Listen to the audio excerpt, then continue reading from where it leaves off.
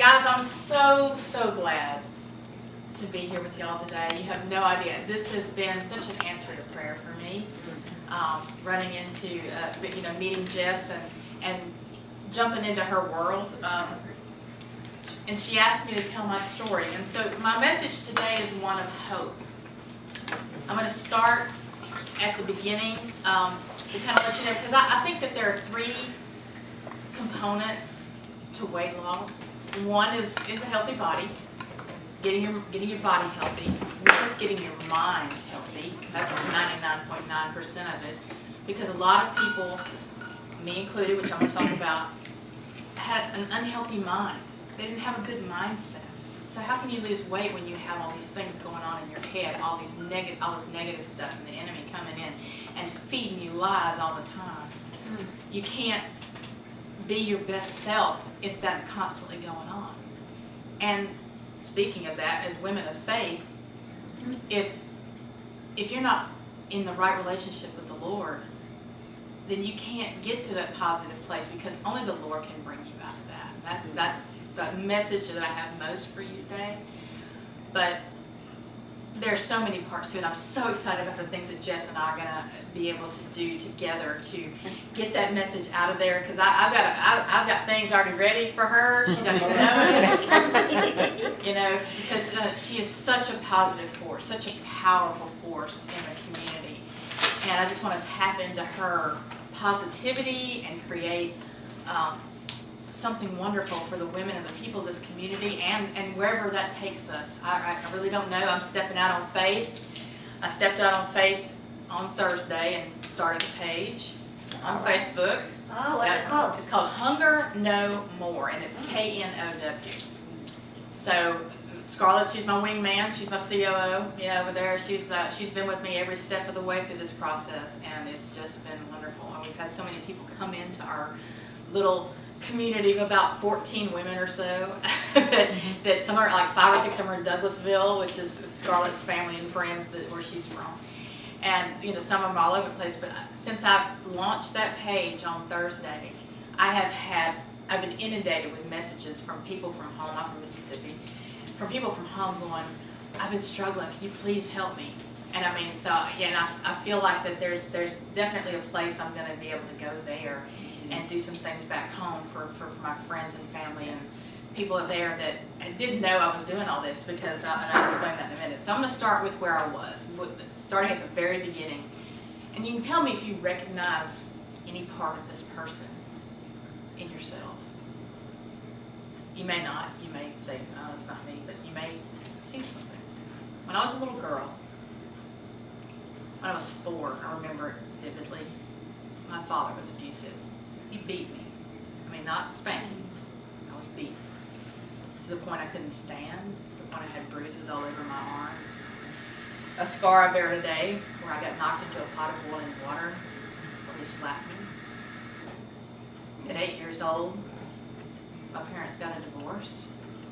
He left, which on the one hand was a good thing, but on the other hand, anytime that you have a broken home that way, and your father leaves, it affects a female in some way. It's going to manifest itself in some way in your life if you lose that male influence in your life. And it did in me. I didn't feel worthy. I felt like, what did I do wrong? Why doesn't he love me? Why did he beat me? There's a happy ending to that too. This is like a Hallmark movie. It's like, on the one hand, it starts really bad, and then there's a pivotal moment, and then there's the happy ending. So that's what you're going to see today, hopefully. My mother and my sister were both very thin. They had the other side of the family genes. My sister I call her my photo negative. My sister Julie has blonde, beautiful blonde hair, beautiful blue eyes. Even though we both have blue eyes, hers were like, the ocean. And she was a very beautiful, and still is today, a very beautiful person. And at 3 years old, she had her picture made. I'll never forget it. This green flouncy dress with these little daisies like this, and she just looked like an absolute angel. And of course, that started her modeling career. That picture hung in that studio for years upon end. And to me, and I had my picture made the same day. It was always like a Okay, pick that up. So she was always really beautiful, and I always wanted to be beautiful like her. But since I didn't think I was beautiful at all, I thought I was just the ugly duckling with the short brown hair and the gap in the teeth and all that. I had to find some way to be something positive to come out of my life, so I threw myself into school. I was, if you see in the dictionary the definition of teacher's pet, you'll see my picture right there. I couldn't control my food. I couldn't control what I looked like, I didn't think. So I was going to control the only thing that I had in my power, which was school. So I threw myself into it. I am the most type A individual you will ever meet in your life. That's why God is so funny. He gave me a very phlegmatic husband and son, so to kind of chill me out. So I ended in high school, and my sister was 4 years younger than me, and so everybody who was my age and older all knew her. They didn't really know me. I was like in shadows. I was a band geek. I was the smart kid. In fact, they referred to us the Thornton sisters, the pretty one and the smart one. And my sister is not dumb. And I wasn't ugly, but I didn't know that. And so I finally decided my junior year that I was going to get thin. I was going to do this. So I became anorexic. I would go for 3 or 4 days without eating. And when I did eat, I would eat like a Weight Watcher pizza. And then I would go 3 or 4 more days and not eat anything. My mother didn't know this. My mother was working 3 jobs trying to keep us in private school. She had no idea what I was eating, poor woman. You know, it wasn't her fault. She had to raise children. And, you know, God love her, she was the best mom in the whole world. And, but, she had never had a weight issue. So she didn't know how to help me. At 8 years old, I was asking for carrots and Tab. Gag. Tab. Worst drink ever. But, so I became anorexic, and I got really sick. I got mono, and I was sick for months. Months of sickness. And so, being sick and not being able to do anything, of course I gained all that weight right back, plus 20 pounds. So my senior year, I was back up to being a fat girl. I went to college, and I was constantly looking for men for approval. Please love me. Please don't leave me. I had just, please don't abandon me. Even if it was a bad relationship and they treated me like crap, I'm like, please don't leave me. You know? And so I had a boyfriend then who was a user. He was a very bad person, and I'm glad to know that he's not in my life. My husband, he's a wonderful human being and came along later. But the last part of my college career, I went to Weight Watchers, and because I didn't know how to lose weight, I didn't know anything about healthy eating at all. So I went to Weight Watchers, and I lost 75 pounds. And then, on our way to Charleston to visit relatives, my sister and mother and I had a car accident, a very bad, horrible car accident where I broke my back. My mother broke her back, my sister dislocated her knee. It was a bad, bad wreck. It was in Villarica, actually. And ended up in the hospital, and I ended up in braces for a year. Couldn't walk. So I'd been a music major. I had 2 degrees, one in music education and one in vocal performance.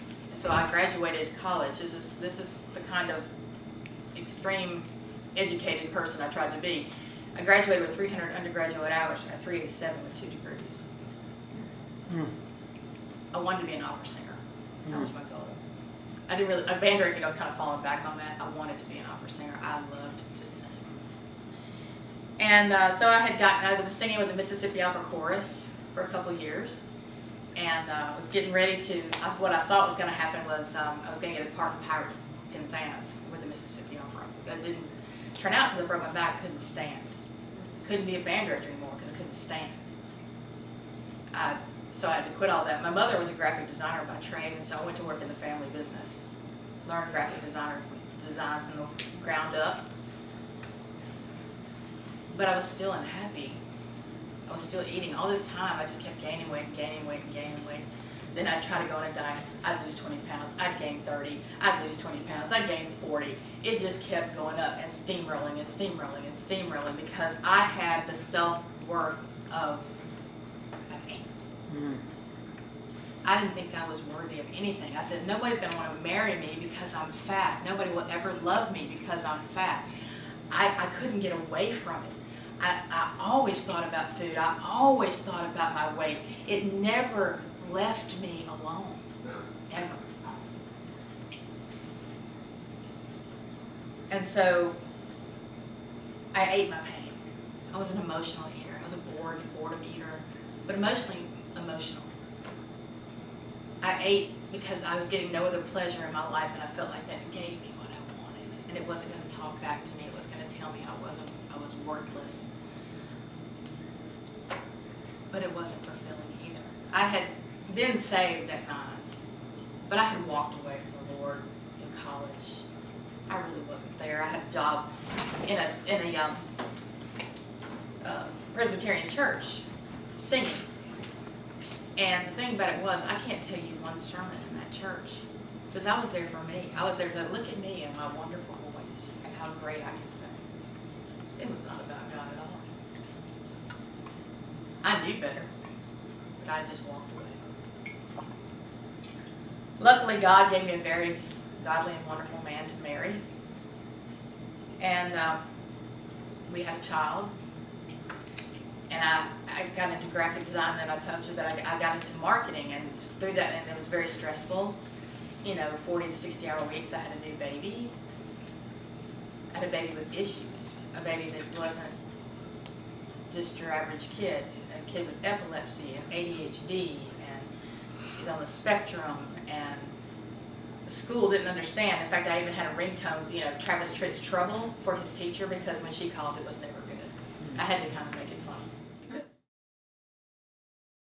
She changed my life by going there. So, I had been away from the Lord for a long time. So here I'm at this church, and I'm at this great church, and I'm loving it and everything. A couple years later, I became a connect group leader. If you'd ever told me that I would have been a Bible study teacher, I would have told you that you were insane.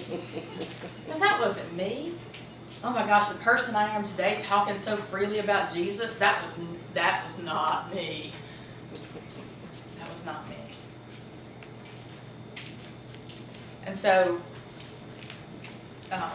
about 2 years ago, we had a Bible study or something, and one of the questions was, what do you think God is calling you to do right now, if you could put it in one word? And I audibly heard, teach. And I thought to myself, well, God, I teach my son, I teach the Connect group. What else you got? I think, there must be something else coming, and I don't know it. Because it can't be what I already do. And at that point, in 2015, this was around the same time, I meant to tell you this too, it was the worst year of my life. My mother died in September. A month later, my father-in-law died. And 2 months later, in December, I guess it was 2 months later after that, my biological father died. Fortunately, I told you the story that this was the man that beat me, but in God's healing grace, I kept hearing Bible verses in my head that said to me, honor thy father and mother. How many times do you need to forget? 70 times 7. These things were going through my head all the time, so loud I could not stop them until I went to visit him.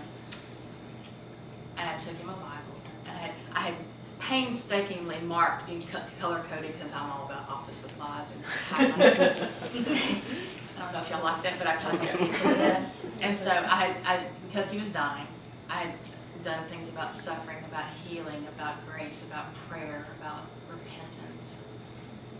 And before he died, he gave his life to Christ. Amen.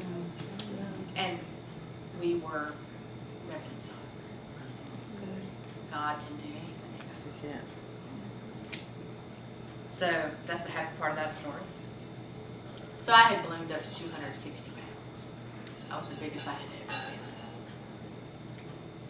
I was so unhappy. I was that person that, knew I shouldn't be eating that, but I would sneak out in my car, and I would go to McDonald's, and I would grab the cheeseburgers and the milkshake and the fries, and I would eat it in my car and then throw me the evidence.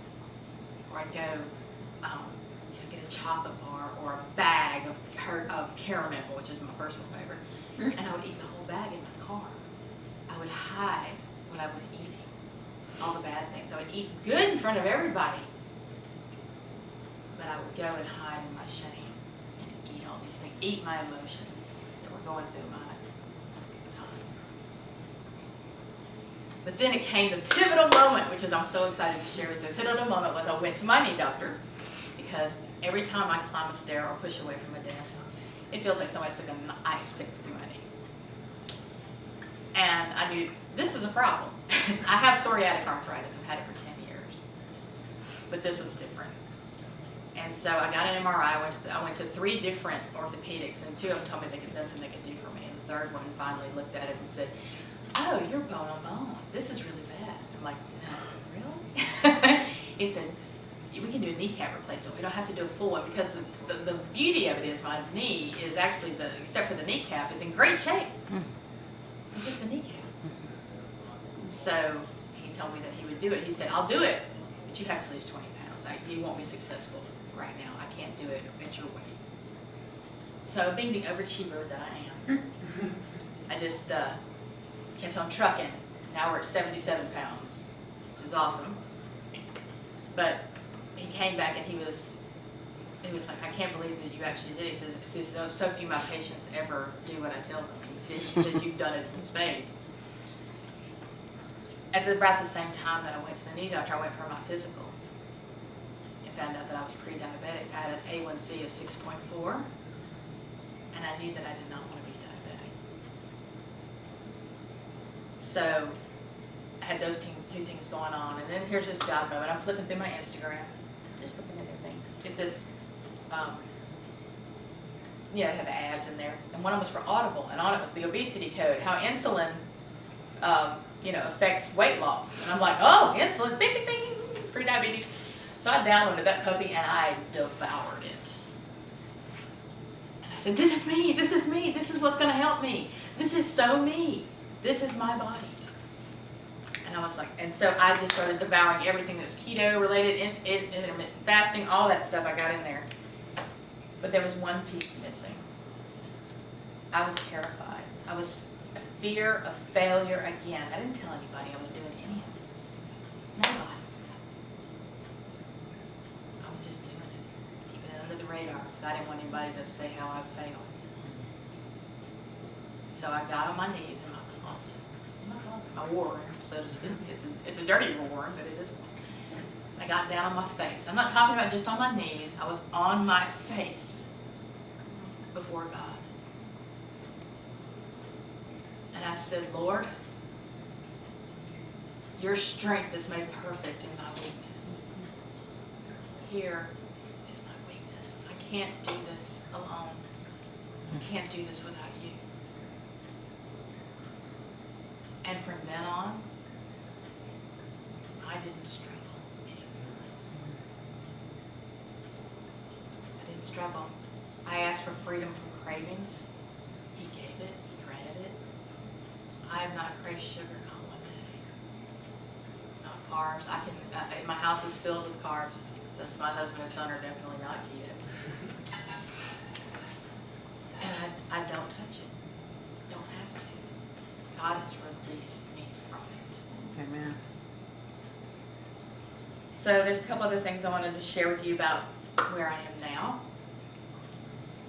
So about 3 months into it, when Scarlett came into my life with the keto stuff, she'd been in my life a lot longer than that, but she came on my keto train, so to speak, about 3 months in. We went to this little art fair antique show thing, and I found this charm. And it says, "Find joy in the journey." And so this has become one of my mantras. I have many mantras that I keep telling myself over and over again. This is the biggest one, because this is the thing. You can have fun with this during your journey. And the thing that you have to remember is that joy and happiness and pleasure are 3 different things. Happiness and pleasure are fleeting, but joy is eternal. Mm-hmm. Come on. And so that's why I carry this with me.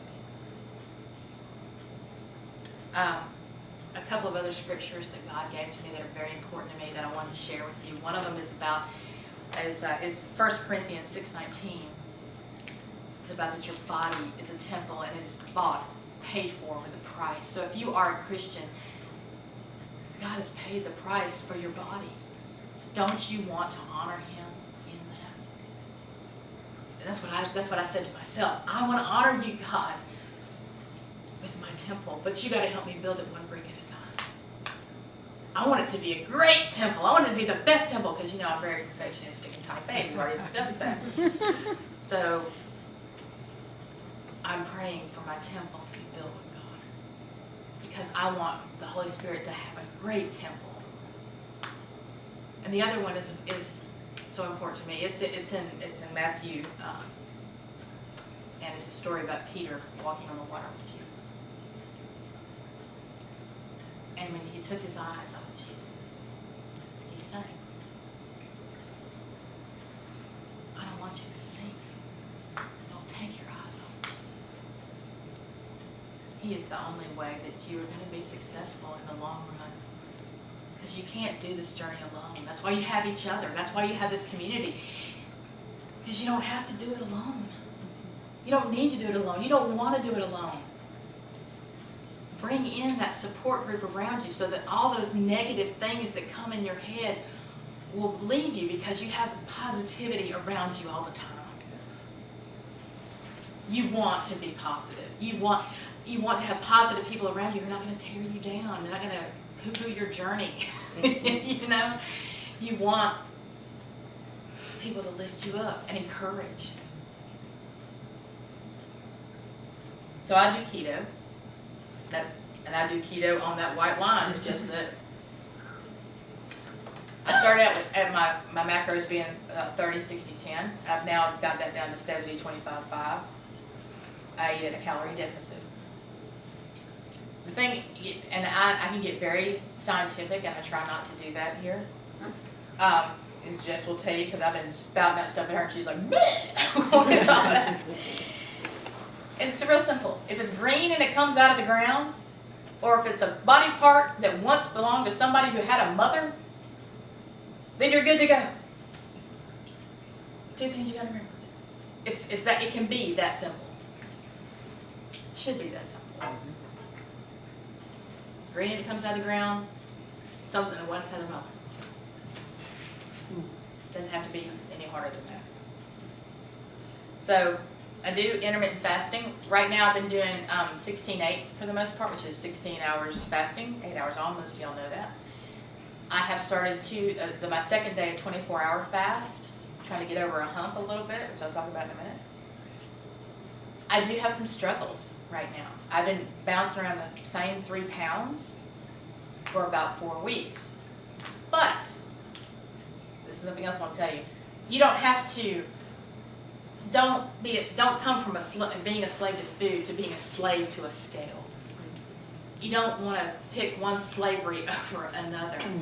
It's just feedback. That's good. It's just feedback. Because let me tell you what, even though I've been bouncing around these same 3 or 4 pounds, I've dropped a pant size. And in fact, yesterday at the Bass Pro Shop, I got in a pair of 10s. Alright. I have pictures if you would like to see. I have photographic evidence. That was a huge victory that had nothing to do with a number on a scale. So, I've had hair loss. Some pretty significant hair loss. When your husband notices that your hair is falling out, that's a problem. And so I've been doing a collagen and bone broth protocol for 2 weeks. I take it 3 times a day. My hair has stopped falling out.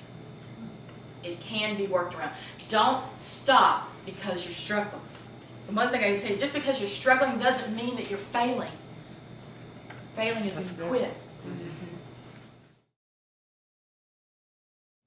Struggle is not failure. I exercise, kind of ridiculously, but I have a goal. I have a goal to be buff.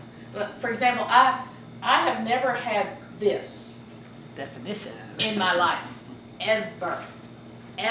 Even when I was thin, when I was anorexic and I was thin, I was a fat, thin person.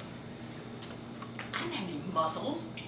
Now I got muscles, but I work out 6 days a week.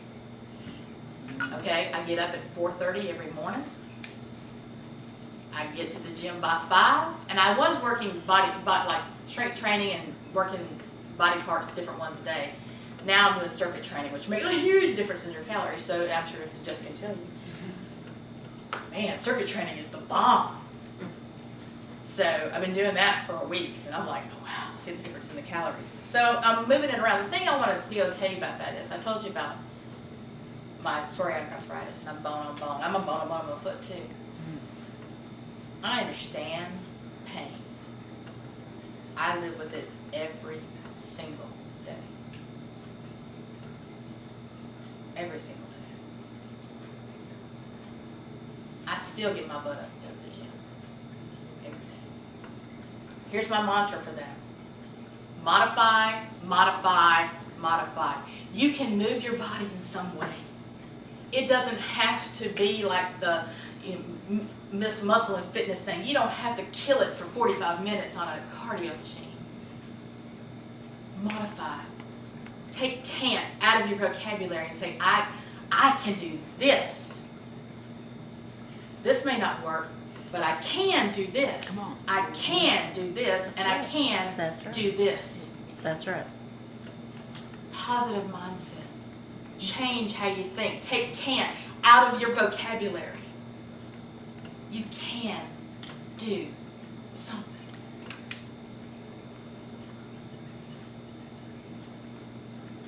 Let's talk about where we're going forward.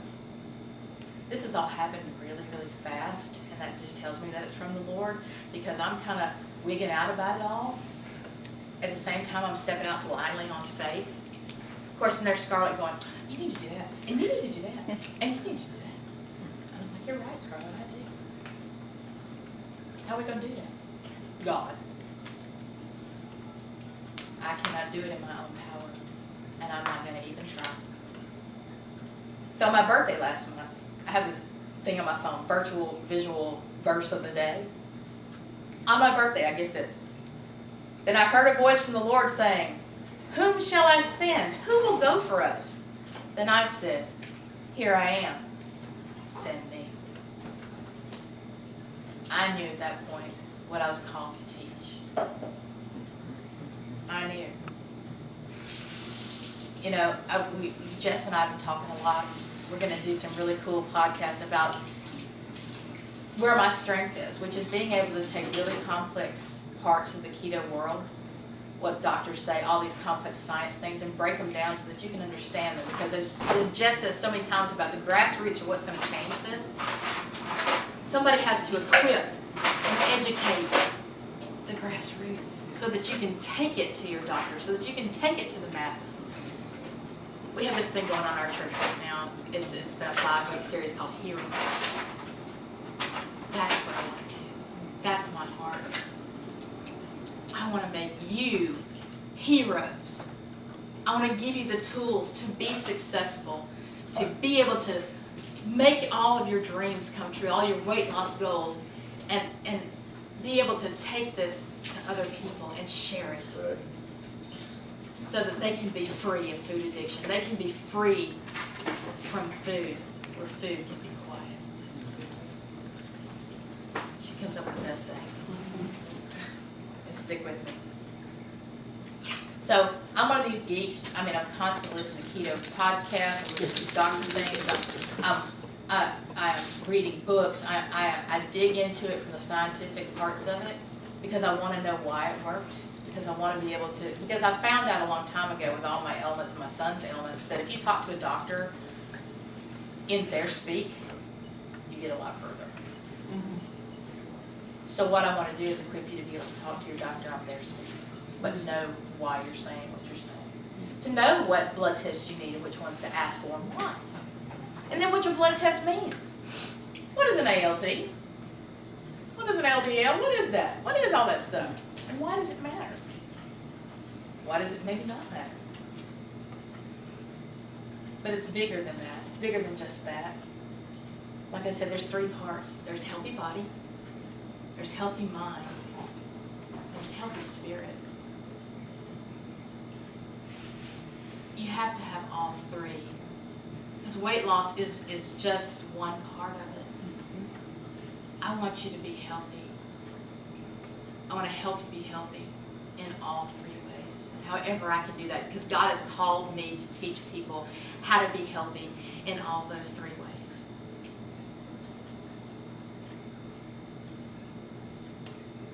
You know,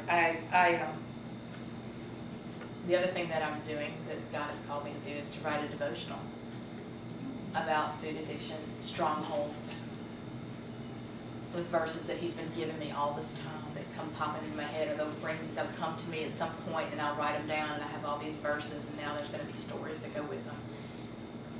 So that every day you get a little piece of what God has for you to be free. Because I'm free and I want you to be free. Thank you for listening to my story. I hope it helps. I hope it's encouraged you.